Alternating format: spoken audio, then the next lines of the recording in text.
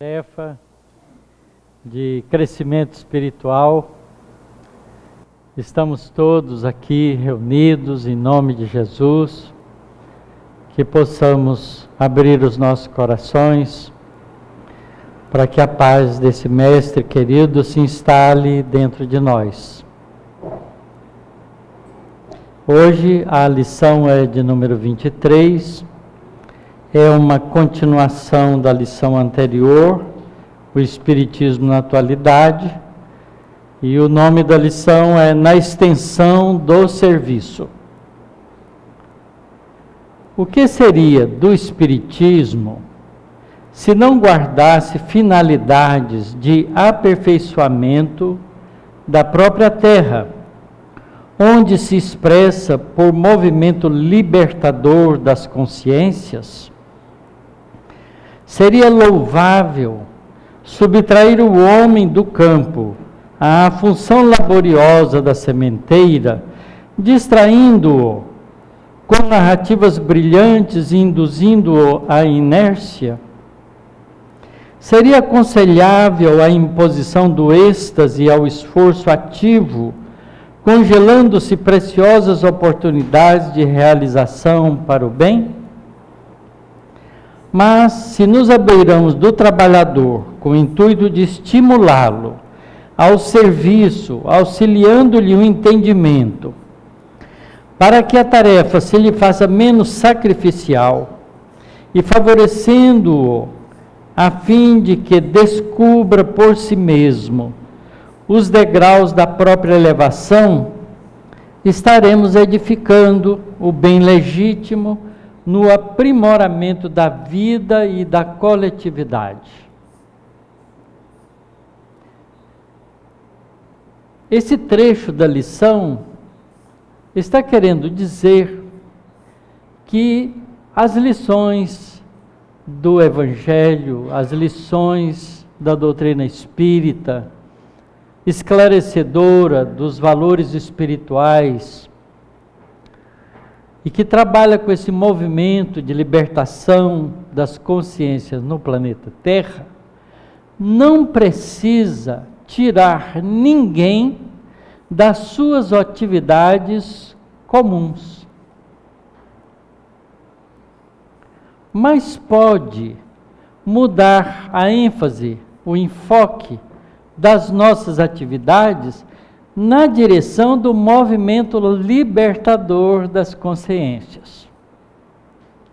Vamos voltar aqui daqui um pouco. De que valeria a intimidade do homem com os espíritos domiciliados em outras esferas, sem proveito para a existência que lhe é peculiar?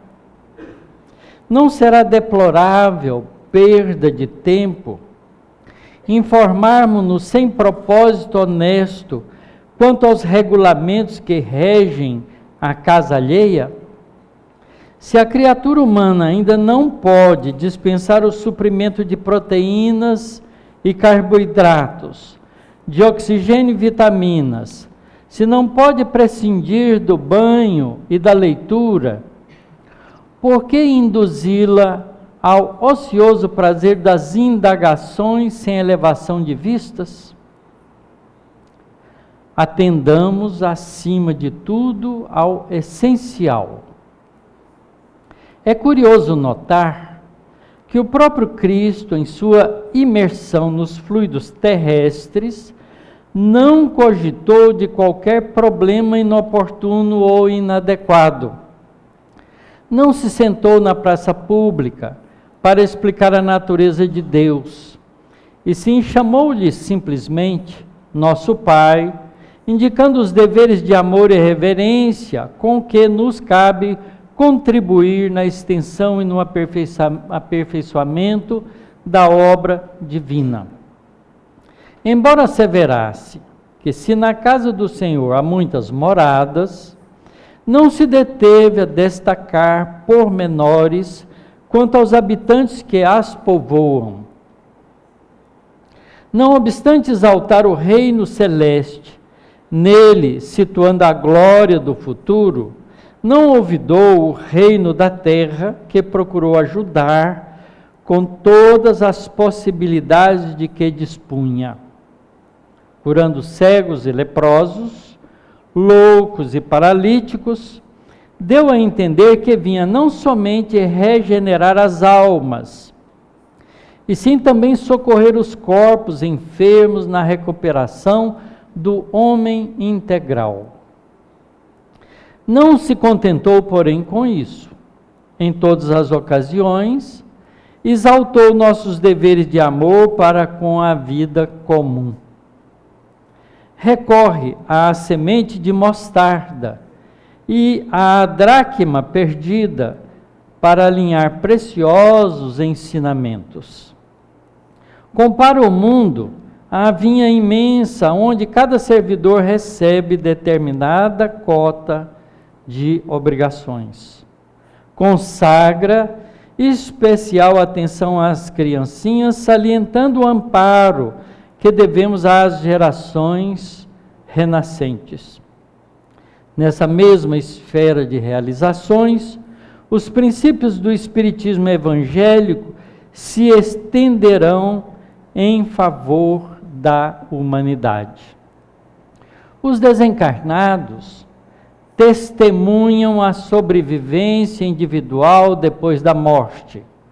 Provam que a alma se transfere de habitação sem alterar-se de imediato, mas preconizando o estudo e a fraternidade, a cultura e a santificação, o trabalho e a análise em obediência aos ditames superiores, objetivam acima de tudo a melhoria da vida na terra, a fim de que os homens se façam efetivamente irmãos uns dos outros, no mundo por vindouro, que será indiscutivelmente iluminada a seção do reino infinito de Deus. A gente viu na lição anterior como Emmanuel salienta a importância da doutrina espírita, do espiritismo na atualidade, mas menciona também o esforço que muitos cientistas fizeram para a demonstração da realidade do mundo espiritual, mas desviando sempre dos resultados consequentes daquele conhecimento, que são os valores morais. Era mais importante mostrar que a materialização da mãe de fulano ou de ciclano era um fenômeno real. Era cientificamente demonstrado pelas evidências das observações, mas sem tirar daí qualquer consequências do ponto de vista do cotidiano da vida. Então, nessa lição agora, Emmanuel chama a atenção especificamente para essa ação que é de essência.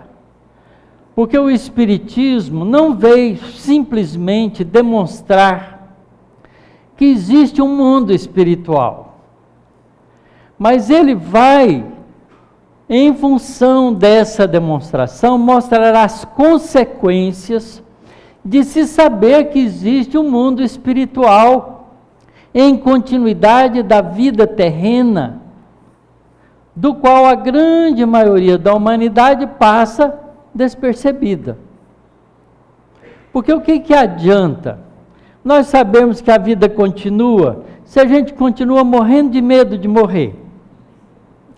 O que adianta a gente saber que os espíritos continuam vivendo no mundo espiritual, mas se eles aparecerem para nós, a gente fica apavorado e sai correndo porta fora?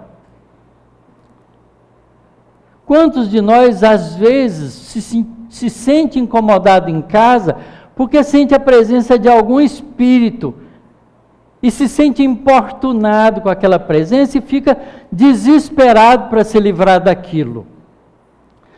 Quantas pessoas são médiums, mas não têm a coragem de enfrentar essa realidade interior que ela carrega consigo num trabalho de crescimento espiritual. Eu tenho uma amiga que vê os espíritos todo o tempo. Todo o tempo. E ela pede a Deus para dar um jeito de fazer com que ela não enxergue, mas porque ela não aguenta ver tanto espírito. Só incomoda a vida dela. Já foi convidada 1.500 vezes para vir para o centro, estudar a doutrina, estudar a mediunidade e começar a utilizar a mediunidade como um recurso de auxílio aos espíritos que necessitam. Porque se ela fizesse isso, a visão espiritual dela caía num regime de normalidade e não a incomodaria na vida, mas ela foge da responsabilidade. Então sofre, já tem mais de 20 anos com essas dificuldades espirituais. Ultimamente ela disse, agora eu faço de conta que não vejo eles, para ver se eu fico tranquilizada. Mas eles veem ela, não adianta. Então vocês vejam que há uma realidade fenomenológica, de fatos, de fenômenos que acontecem, mas há uma consequência muito importante por trás disso, que é para que essas coisas acontecem, qual a finalidade delas, qual é o propósito nosso de saber que o nosso universo tem 3 trilhões de galáxias do tamanho da nossa. Se nós não utilizarmos para isso, dessa grandeza maravilhosa do universo, para nos sentirmos mais íntimos com esse Criador, inteligência suprema fantástica, que ao fazer tudo isso, nota a existência de cada um de nós individualmente. Então, há uma importância muito grande da gente compreender o significado profundo de conhecer a realidade espiritual. É preciso conhecer, estudar, entender a realidade espiritual, sem dúvida. Porque ao fazermos isso com cuidado, com inteligência, com disposição, a gente vai perceber as consequências de tudo isso e vai usar desses recursos para uma mudança de conteúdo íntimo de cada um de nós na direção da construção da Terra, planeta que nós vamos continuar muito tempo nela, transformando-a num mundo mais alegre, mais feliz, mais fraterno, mais condizente com o bem comum. Nós estamos passando uma fase curiosa, como a mídia e como os sistemas econômicos controlam o nosso comportamento. O tal do coronavírus, que enquanto ele mata 160 pessoas no mundo, ou 180, o acidente de carro no mesmo dia mata mais de 30 mil. E a gente fica tão preocupado com o coronavírus que ele já mudou a economia do mundo. Que economia? A economia dos especuladores que jogam com dinheiro para extrair riqueza dos que menos têm para ficarem mais ricos. É um jogo de interesse mesquinho que utiliza dos recursos da imprensa simplesmente para tirar vantagens pessoais de grupos menores que controlam o dinheiro do mundo. E está todo mundo agora não pode mais dar beijinho aqui porque vai pegar o coronavírus. E a gripe? Só a gripe espanhola matou milhões de pessoas. E a gente continua aqui. Os que foram, muitos já reencarnaram. Qual é o problema? Por que que nós nos impressionamos com isto?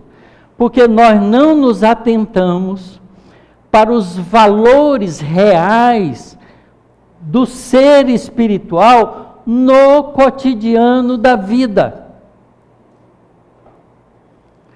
Algum de nós sabe de que vai desencarnar? Bom, só tem mais uma possibilidade com o coronavírus, mas a chance dele pegar a gente é mínima. Porque às vezes a gente está tão preocupado com o coronavírus que avança o sinal e morre atropelado. Tem gente que morre de medo de entrar no avião e o avião cai na casa dele.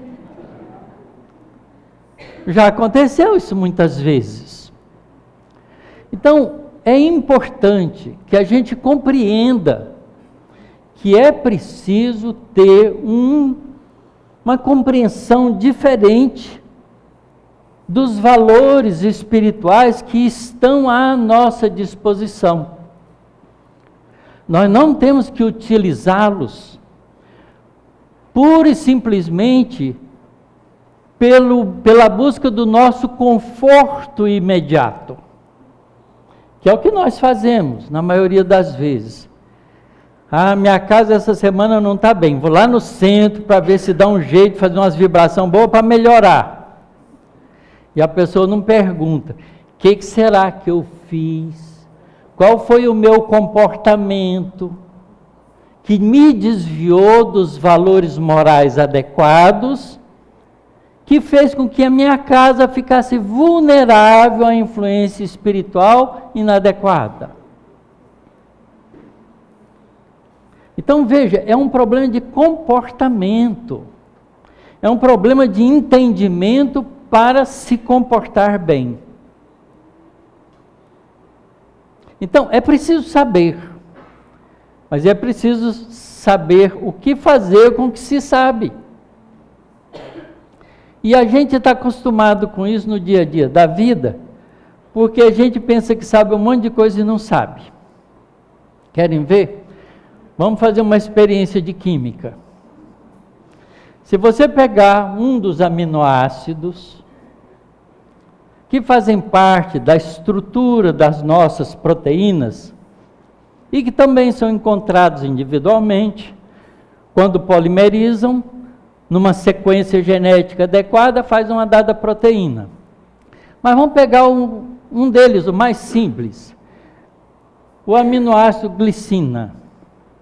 Todo aminoácido tem uma parte, numa extremidade, um ácido carboxílico, com carbonos e um oxigênio e um outro oxigênio com hidrogênio. E do outro lado da molécula tem uma amina, um nitrogênio e 2 hidrogênios. É uma estrutura simples de química. Muita gente já ouviu falar. A gente pega esse aminoácido, dissolve em água e não vê nada. Porque a água não muda, ela continua translúcida, transparente, e a gente nem sabe se essa molécula está dissolvida ali. Aí a gente pega um pouquinho de cloreto de cobre, né, que é um sal, que tem um átomo de cobre, 2 de cloro, e joga lá dentro. Aí a gente vê que aquilo que era transparente fica azulado. Mágica. Mudou de cor. O que foi que aconteceu? Aí alguém que sabe química chega e diz, o cobre reagiu com a glicina, pegou um átomo de cobre, um íon de cobre e duas glicinas e fez um complexo, uma molécula nova, que absorve a luz amarelada e deixa a coloração azul que a gente vê. Que a gente vê sempre a cor que não foi absorvida. O que é que foi absorvida não chega no nosso olho. Então o que parece para nós azul, na verdade absorve amarelo, ou esverdeado.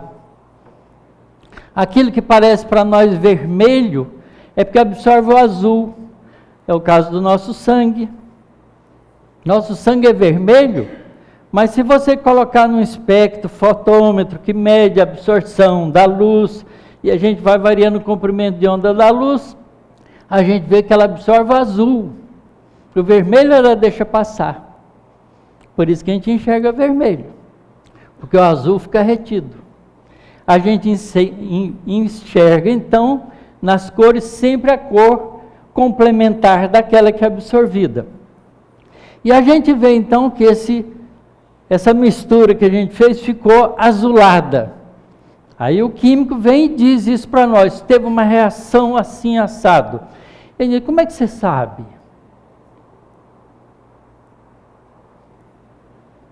Né? Como é que você sabe?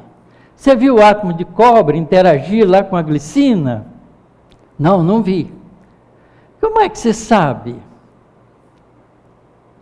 É importante a gente questionar essas coisas. A gente acredita, porque o químico falou, ele não mente, mas se alguém falou que na reunião mediúnica falou com o irmão dela que já desencarnou, não acredito, você está sugestionado. Não, a gente acredita, porque não tem implicação moral. Mas a outra a gente não acredita porque não nos é conveniente ainda. Mas ele fala assim, não, mas tem um jeito de demonstrar isso. Você faz o seguinte, evapora a água lentamente. E você vai ver que quando tiver quase sem líquido, começa a aparecer uns cristais azulados. O composto glicinato de cobre cristaliza e forma um cristal lindo. Você põe debaixo do microscópio ou de uma lupa que aumenta bastante e vê uma preciosidade. Cristalzinhos lindos, com faces brilhantes, parecendo uma pedra preciosa. Mas e daí? Como é que você sabe que é o glicinato de cobre que precipitou ali? Não é outra coisa que estava lá de impureza. Vamos dar um jeito nisso. Vamos levar para um cristalógrafo, que vai fazer a difração de raio-x desse cristal. E aí bota lá na máquina de raio-x, um feixe de raio-x, incide no cristalzinho e espalha a luz coerentemente, de modo que forma pontinhos, vários pontinhos que você coleta num detetor, num filme fotográfico sensível ao raio-x. Aí aqueles pontos estão todos organizadinhos, tão bonitinhos, separadinhos um do outro, numa lógica matemática, que você pode fazer um trabalho de análise matemática disso e levantar a posição dos átomos daquele cristal, do jeito que eles estavam arranjados, para dar aquela figura de interferência ou de difração de raio-x. E determina a posição de todos os átomos na molécula. E vê que está lá o cobre, ligado com aquele grupo OH do átomo carboxílico, perde o próton do hidrogênio, fica o elétron do hidrogênio ali, naquele oxigênio. Como o cobre perdeu o cloro com um elétron que ficou com cloro menos, ele ficou mais, então ele vai lá e gruda naquele oxigênio. Mas ele precisa de dois, então ele pega duas moléculas e faz isso. E faz um complexo bonitinho que muda de cor. E agora, assim, tem a prova. Que bacana, então agora eu sei que o químico falou, porque ele já sabia disso antes. Mas aí a gente vai para a reunião mediúnica. E de repente, um senhor do grupo mediúnico fica mediunizado. e uma voz fala assim: oi, Antônio. O Antônio está assistindo a reunião. Antônio, sou eu. Eu quem? A Mariana. Que Mariana? Aquela Mariana que nós nos encontramos lá em Campos do Jordão, você não lembra? Você até tirou uma hortênsia e me deu como presente. Nós fomos juntos tomar um chocolate numa daquelas lojas que tem ali. E quando estávamos ali sentados, chegou um garotinho, lembra do garotinho? Pedindo ajuda. Nós ficamos condoídos dele, sentamos ele junto conosco e demos um chocolate para ele também. E conversamos com ele. E descobrimos, porque ele nos falou, que ele era de uma família pobre, que estava na rua pedindo, porque a mãe dele precisava de ajuda. E que foi, assim, uma situação que nós ficamos até constrangidos. Mas como a gente deu muita atenção para ele, a gente não sabe o que significou na vida dele. Olha, Antônio, encontrei ele aqui do lado do mundo espiritual. Porque, como você sabe, depois daquele encontro que nós tivemos, eu voltei para a minha cidade e morri atropelada. Passei para o mundo espiritual. E sabe quem eu encontrei aqui? Aquele garoto. Só que encontrei depois de algum tempo, porque faz muito tempo que nós não encontramos, não é, Antônio? E o Antônio, nessas alturas, já está começando a chorar. Porque ele lembra da Mariana, lembra de todos os casos ali que ela está citando. E sabe que aquilo não era de alçada de um médium, ainda um homem falando com voz masculina, mas é ela, a Mariana, que está falando. A gente pode reconhecer a Mariana pelos fatos relacionados que ela deixa e que mexe com o nosso profundo sentimento. E ela diz, então, sabe, aquele garoto, como eu encontrei ele aqui, ele voltou para casa, aquele encontro que a gente teve com ele foi importante para ele, porque os conselhos que nós demos a ele foi muito importante na vida dele. Ele se esforçou, voltou a estudar, formou-se em engenharia, começou a trabalhar ajudando pessoas com o curso que ele adquiriu.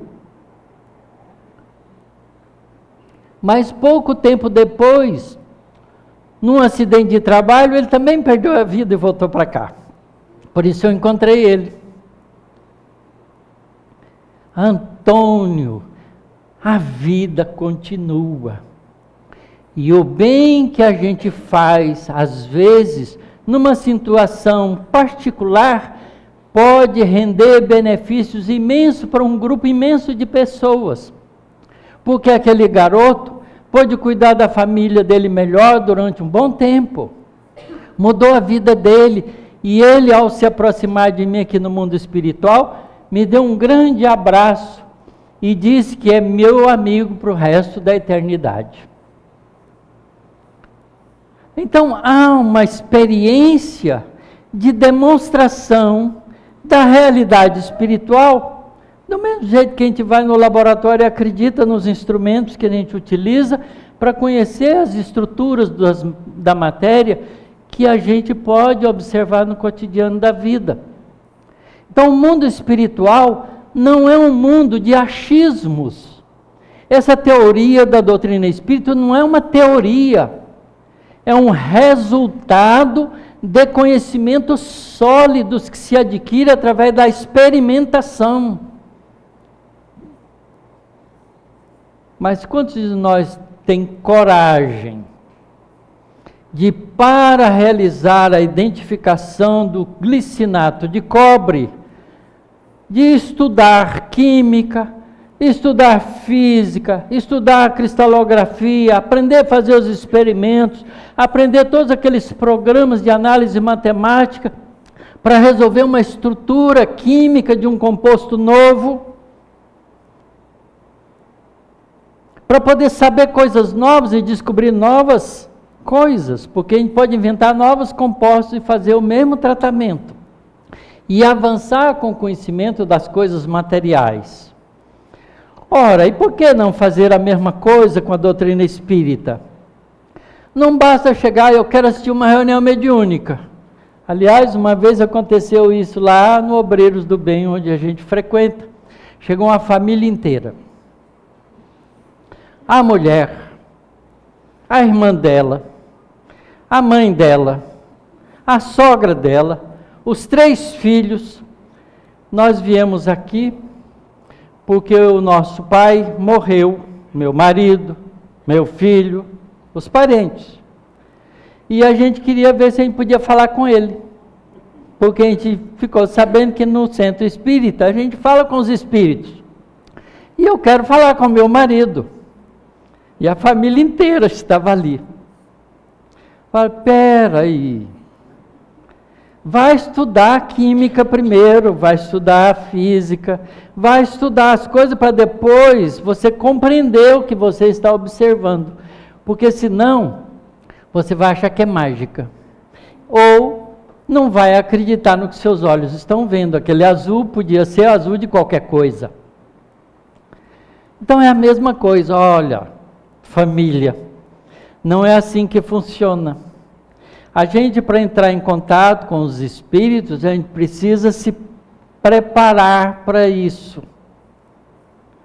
Então a gente tem que estudar a doutrina espírita, estudar o que é mediunidade, ver como ela funciona, fazer ensaios, treinamentos. Isso leva uns 2, 3 anos de trabalho. Depois, então, vocês podem vir para a reunião mediúnica, participar delas. E aí, quem sabe, se seu marido quiser, ele vem e fala com você, como a Mariana fez. Oi, Antônio, sou eu, depois de tantos anos. É assim que funciona. Não adianta a gente pensar que a nossa convicção no mundo espiritual vai chegar de graça. Não vai, porque é conquista. Eu não acredito nos espíritos. Eu sei que eles existem. Eu não acredito no elétron.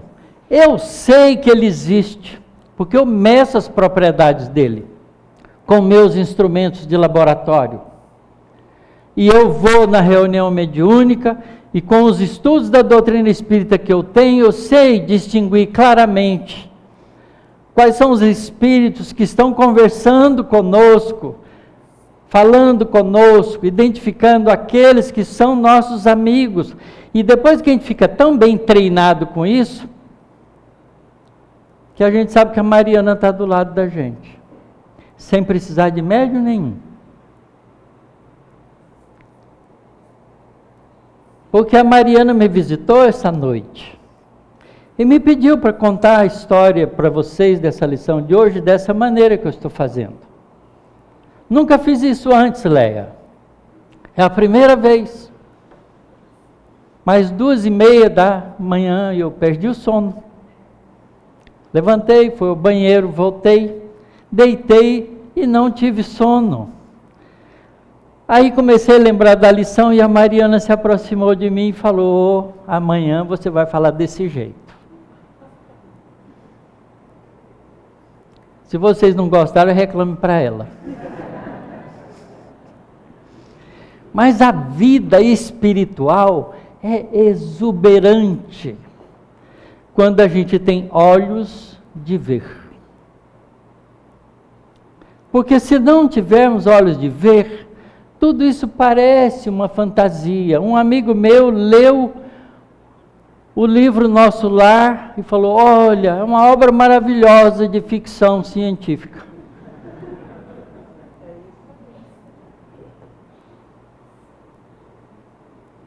Mas para a gente que de vez em quando pode visitar o nosso lar, não é. O Chico ia muitas vezes no nosso lar. E ele descrevia como é que era.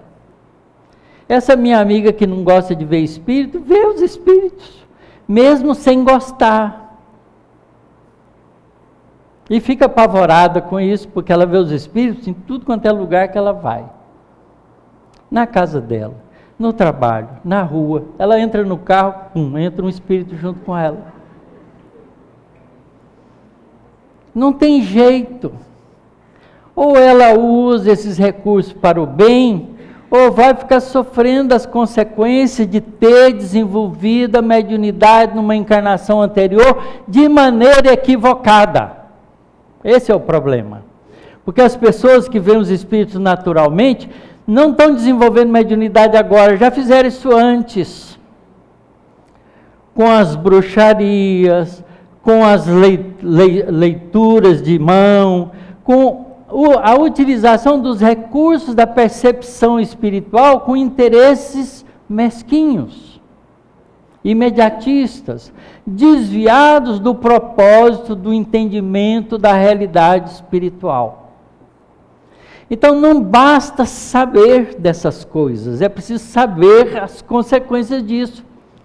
Aí o Antônio aprendeu que vale a pena fazer o bem, porque aquele benefício que ele fez para aquele garoto teve uma repercussão importante. A Mariana veio contar para ele.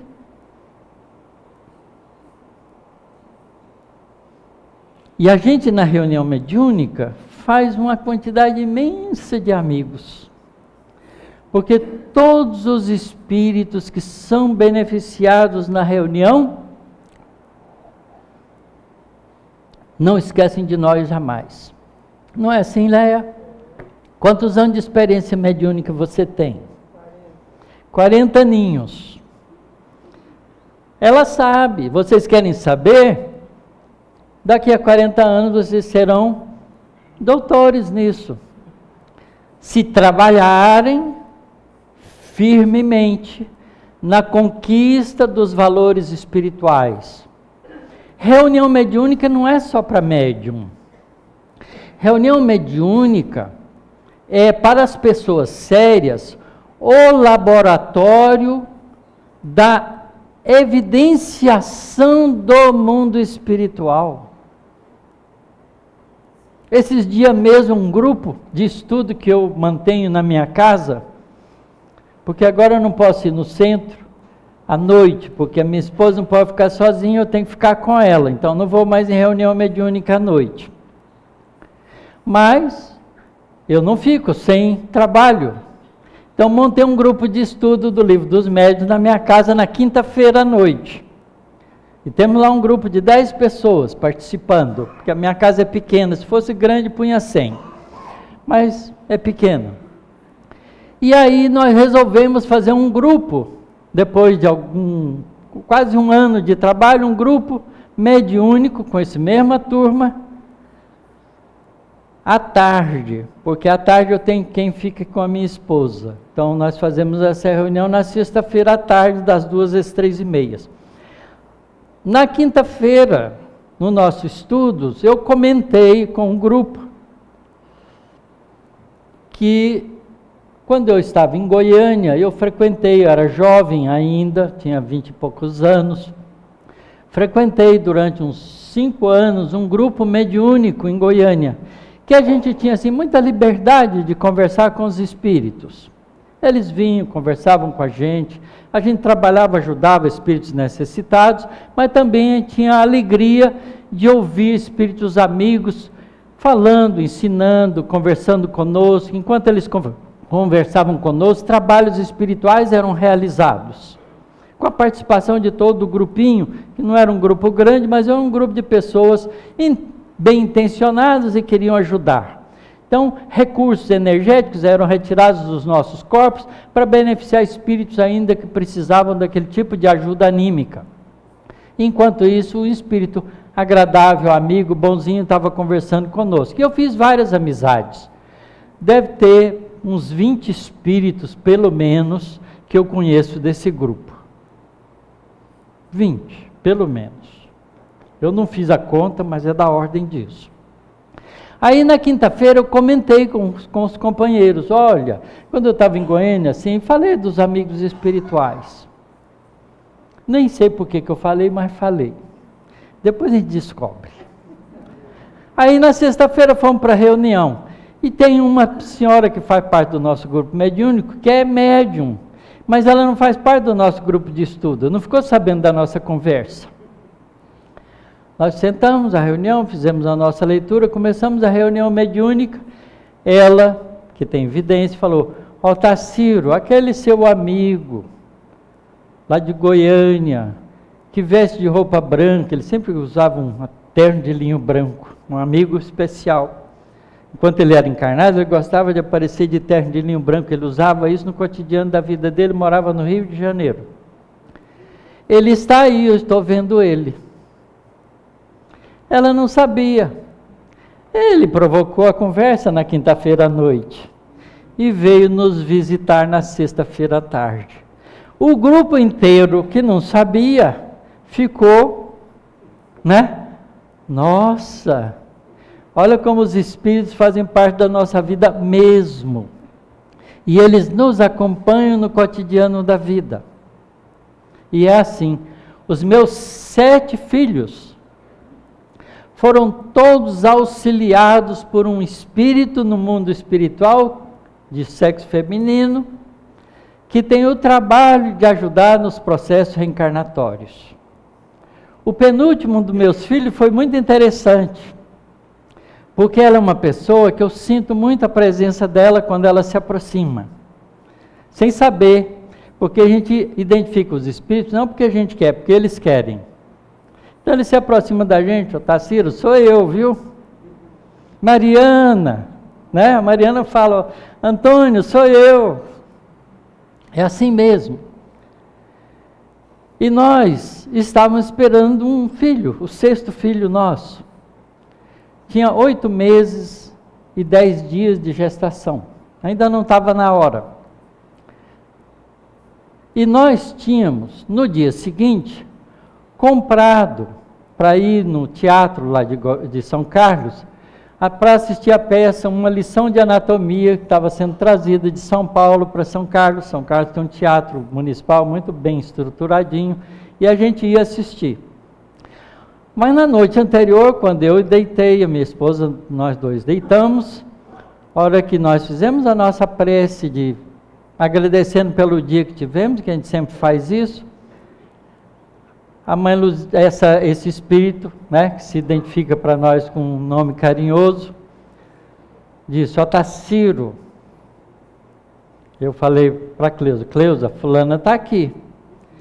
Fala para Cleusa não ficar apreensiva, que tudo vai dar certo. O menino vai nascer direitinho. Fique tranquila. Porque era a primeira gravidez da minha esposa em São Carlos. Os 5 primeiros filhos que nós tivemos foi no Rio de Janeiro, numa situação que a gente já tinha segurança. São Carlos era novo, a gente não conhecia o médico, era uma situação diferente, não sabia direito dos hospitais, era uma história de apreensão natural que todos nós passamos por isso. E ela então pediu para dizer isso para minha esposa, que ficasse tranquila, que tudo ia dar certo, que estava tudo funcionando direitinho, que não ia ter problema nenhum. No dia seguinte, nós nos aprontamos pelas 7 horas da noite, o teatro começava às 8, e quando a gente estava prestes a sair, chegou um aluno meu, que fazia mestrado comigo em casa, queria conversar, discutir uma coisa do trabalho dele e tal. E aí eu saí lá fora, dei uma atenção para ele, daí um pouquinho, uma das minhas filhas veio e me chamou, falou: pai, vai lá que a Cleusa está precisando de você, mamãe está precisando de você. E eu despedi do rapaz, fui lá, a bolsa tinha furado. E nós fomos ver uma lição de anatomia no hospital. E o filho nasceu na boa, sem problema, tranquilo, do jeito que o espírito sabia que ia nascer no dia seguinte. Mas nós não, estava esperando mais 20 dias para frente. É a participação da vida dos espíritos em nossas vidas, acompanhando a gente todo o tempo. Não precisa da gente entrar na reunião mediúnica e ver um espírito materializado. Se isso acontecer, a gente vai sair correndo. A gente ainda não tem estômago, não tem coragem para enfrentar uma situação tão exuberante quanto a materialização de um espírito.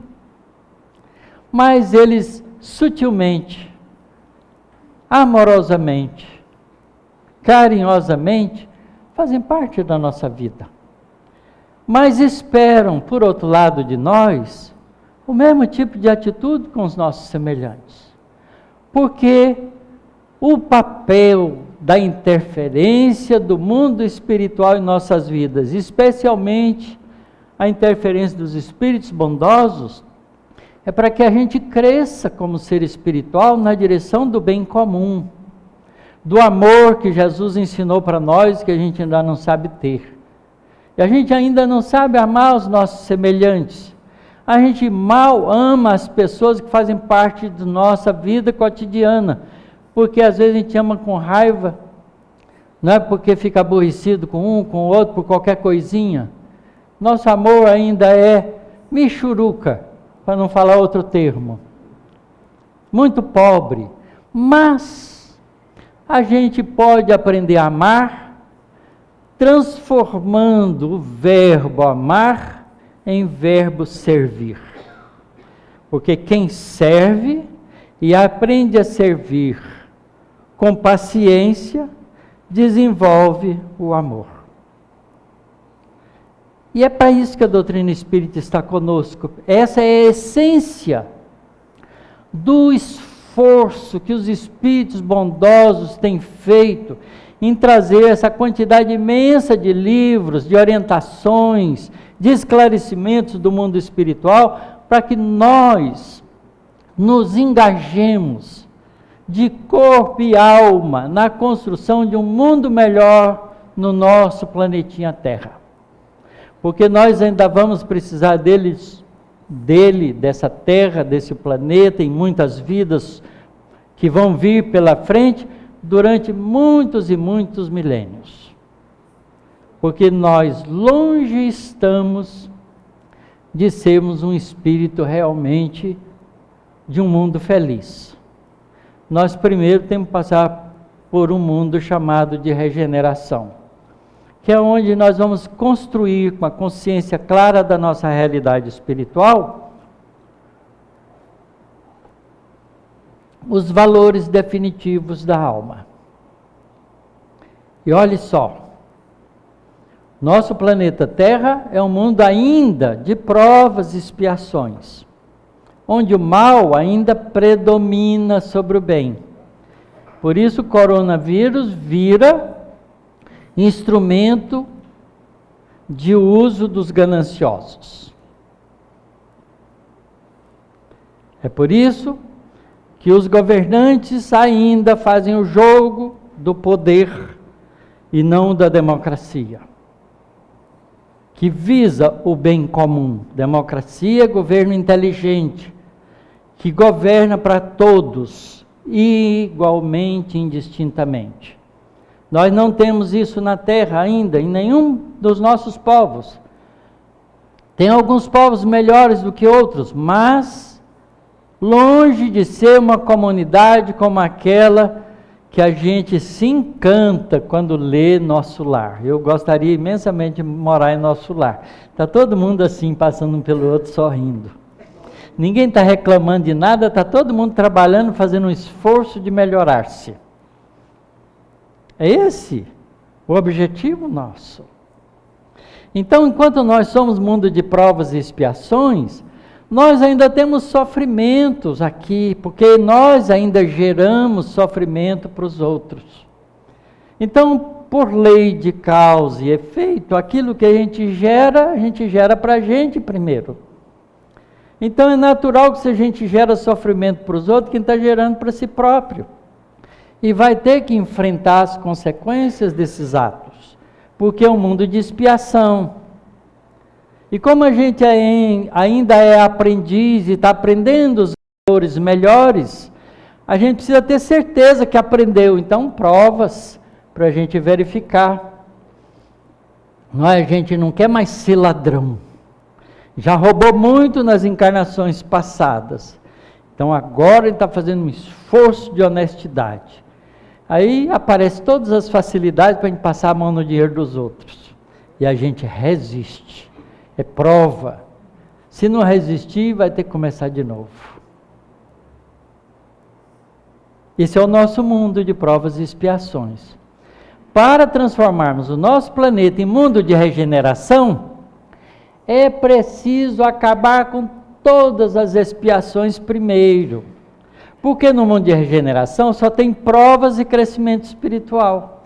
Não tem mais pagamento de conta de erros equivocados do passado. Então, que bom que venha sofrimento logo, para a gente pagar todas as contas e sair livre nessa encarnação, porque a gente está, dessa maneira, candidato ao mundo de regeneração. Sem provas, sem expiações. Só com provas, porque a gente vai continuar aprendendo. A gente vai continuar crescendo, aprendendo valores novos que a gente não conhece. A gente sequer sabe imaginar o que é uma alegria espiritual. Porque as nossas alegrias é o churrasco, a cerveja, né? O passeio, a viagem, é tudo material. A gente não sabe o que é alegria espiritual.